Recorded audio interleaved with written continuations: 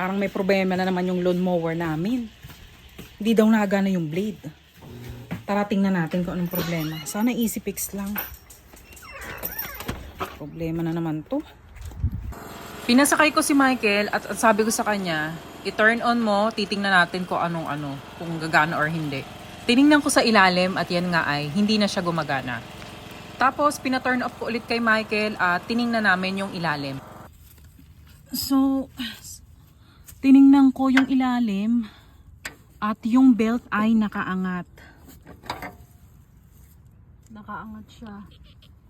So, ang dapat nitong gawin is itong belt na to kailangan nandito yan eh.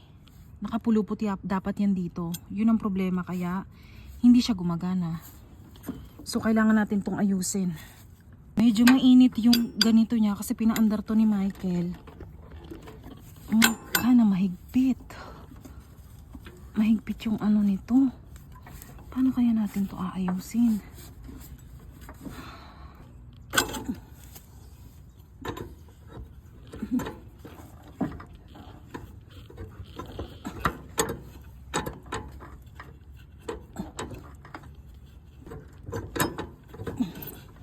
Kasi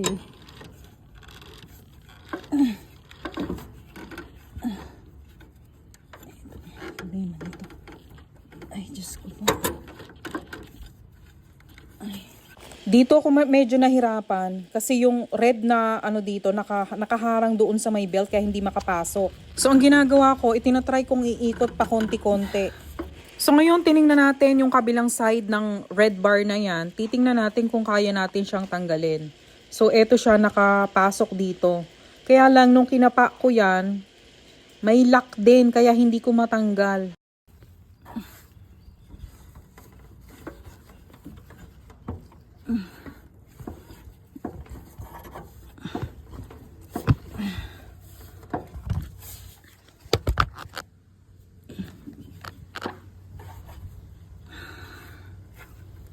Paano ko ba ito anuhin?